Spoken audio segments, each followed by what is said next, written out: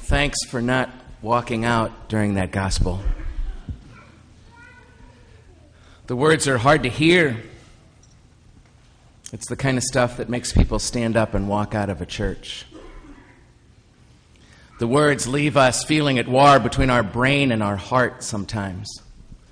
What we think is right and what our heart tells us to do. It's not an easy gospel to stomach. It isn't. Turn the other cheek. Forgive those who hurt you. If somebody wrongs you, forgive them. Wow, hard words.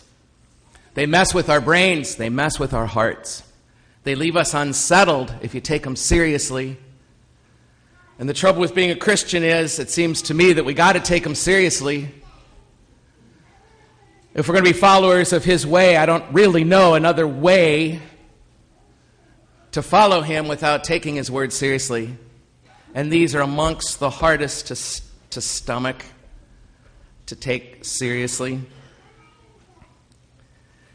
Some of you probably remember after 9/11, I think 9/11 happened on a Monday, and the United States, pretty much all of us were in shock for a couple days. And it wasn't too many days after, I would really say after about the second or third day, all of a sudden there was this saber rattling going on in this country. A lot of people were talking the talk of getting them. They had gone one step too far this time. And it was time for us to do something. And do something meant, for lack of a better word, war. And I was growing increasingly alarmed at this. Charlie Brennan is from our community. I think many of you know him. He has a radio show on KMOX from 9 to 11 every weekday morning. And Friday morning of that week, just 3 days after that terrible, terrible, horrific tragedy, as the anger seemed to be growing in this country, he said, "Gary, would you like to come on the show Saturday? I've heard you talk about that maybe we shouldn't respond with violence to this and that there's another way, and I'd be willing to have you try to defend your position on the air, on a call-in show." I thought about it for just a little bit because I didn't have a lot of time to think about it, and I said, okay. When I told my brother I was going to do it, he chastised me severely. He said, "Gary, it's going to be a mistake, one of the biggest mistakes of your life." And he said, "Moreover, what you say on the air will be in stone, and that means anybody can see it and hear it, and you can't take it back." So I prayed that night. I actually fasted to get ready for it. And I was scared. I got to tell you, my knees were shaking under the counter in the studio there at KMOX, the beautiful but not ostentatious. And I got to tell you, I did my best. I really, really tried to defend what the gospel you just heard. And this Lord and Master who did not return violence for violence, but when He was violated, instead chose to forgive. Maybe we were so shamed in front of the world, maybe the pain was just too great to hold it, that we had to put it out there and had to get it out there and had to put it on somebody else so that we didn't have to carry it anymore. And maybe that's why we so much wanted to fight back. All I wanted to say really was think about it, and that if you happen to be Christian out there, then maybe Jesus is asking us to look at another way to respond to this horrible, horrible thing that has happened to us, this victimizing, awful victimizing that we've just suffered, that maybe there's another way to respond to that. That maybe to return violence for violence is to live by the sword, and to say we follow the one who said, "Put away your sword," that becomes awfully difficult to continue to do if we take His words seriously. You heard the gospel. It was one of the hardest things I ever did, and I have to tell you, on the air that day, all hell broke loose. There were people calling in, chastising me for ridiculing and making fun of veterans, which I never wanted to do. One lady called in and said her father, her husband, and her son had served nobly in war, and who was I to undermine their life?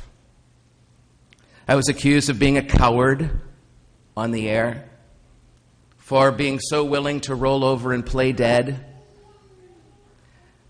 I was accused of being a naive young man. I'll take the young man. When I mentioned at one point the possibility of Jesus offering us another way here, one lady called in and said, "You know what? I'm Catholic, and this has nothing to do with Jesus." I wanted to crawl under the table. When I got home, I was still a little shaken. I got lots of letters that week from all over the Midwest saying many, many things. Most all of them, I'd say all of them actually at that point, were negative. So thanks for not leaving. Thanks for staying and listening to that gospel. One other thing that happened was I got a letter in the mail. It was scribbled handwriting, almost patched there, you know how terrorists do. And when I opened the letter, there was a page from the yellow pages. And I didn't look at it right away, but I read the letter, and the letter simply said, "Here's a list of proctologists in St. Louis. You've been suffering from a rectal cranial inversion, and I recommend that you take care of it immediately." It's so hard to stomach these words. It's so hard to say, "I follow you, Jesus. I want to go your way, but I don't know how to do this." Did I say those things on the air too soon to the horror of the event? Did I rush to offer an alternative to war and to fighting violence with violence too soon? When somebody experiences rape, when somebody experiences being violated in any way, when do you start talking about forgiveness? Is it a year later? Is it the next hour? When do we bring up this alternative wisdom? When do we start to wrestle with it? And I don't think any of us have to figure it out all the way. But I have to say that we got to wrestle with it. We got to figure it out for ourselves, what it means to us to say, "Jesus, I follow you. You are nonviolent love, and I follow you. But I don't know that I wouldn't respond with violence if it happened to me or to somebody I loved or to this nation.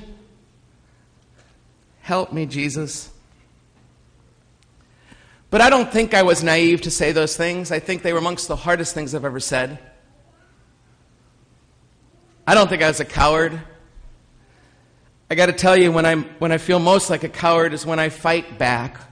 Whether my words are violent, I don't happen to have a gun or a sword, but words can be violent too. And who am I to stand up here and justify a nonviolent response when my words can be just as violent and do just as much hurt and damage? But I have to tell you, when I respond like that, I'm the coward. When I respond with violence for violence, words or an action, that's when I'm the most afraid, and that's when my trust in God is the least strong. It's weak, it's truly weak, my faith and myself, when I have to do it and take care of it myself and trust instead of trusting a larger love. In the first reading you heard this morning, David had a chance to kill Saul. Saul had been pursuing him to kill him. And somehow David and his men snuck into the camp that night as Saul slept, and Saul was sitting there with the dagger next to him that he wanted to use to kill David.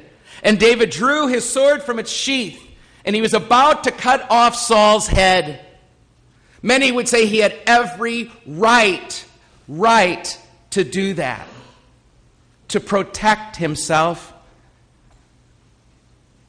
And instead, in just a moment, he thought about it, and he put that sword back in its sheath. That was David at his strongest, not his weakest, his strongest.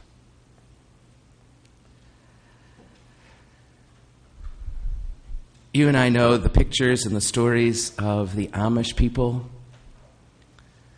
when that school was stormed and their children massacred, all women.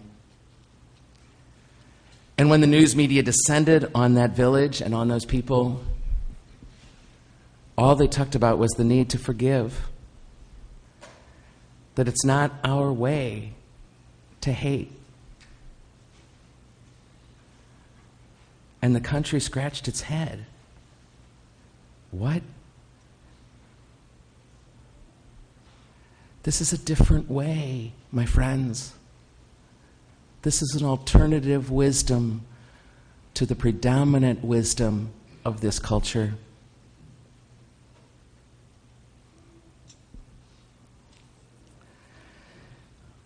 The next time you and I are hurt, and it will happen, and the next time you and I or somebody we love is a victim, and it will happen,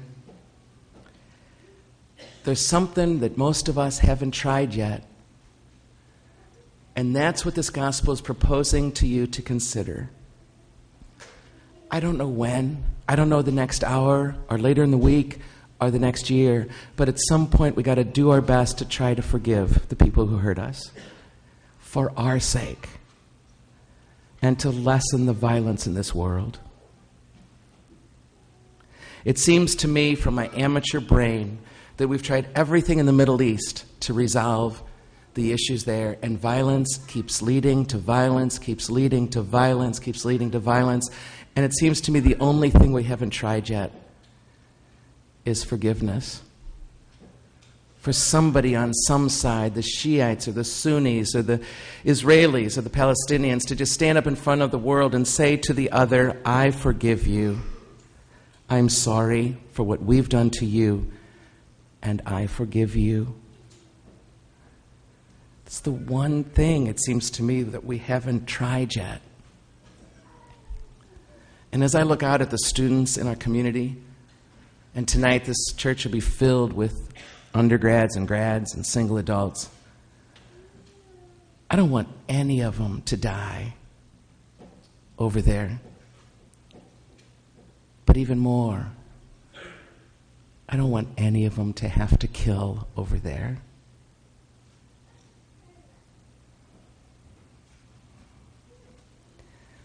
That cross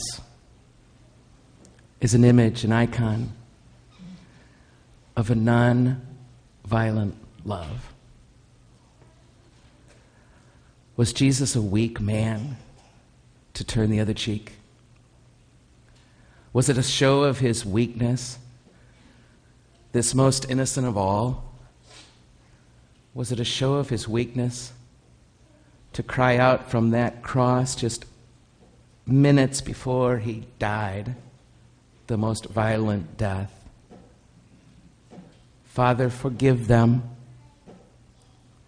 They know not what they do. We worship a nonviolent love. We got to figure this out if what we're doing here is true. If we hold the pain long enough, that cross tells us, and don't put it out there on somebody else. If we hold the pain long enough when we're the one hurt and we're the one who's an innocent victim, that cross promises that the pain will turn into resurrection.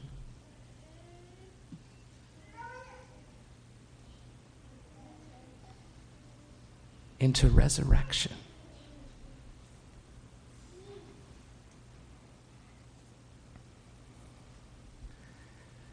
Every once in a while I do really crazy things. Probably going on that show 4 days after that horrible crime was a crazy, crazy thing to do. But here and there, in the years since, somebody will come up to me somewhere and say, oh, I heard you on KMOX after 9/11. And I kind of brace myself. And every once in a while somebody will say, you made me really proud to be Catholic.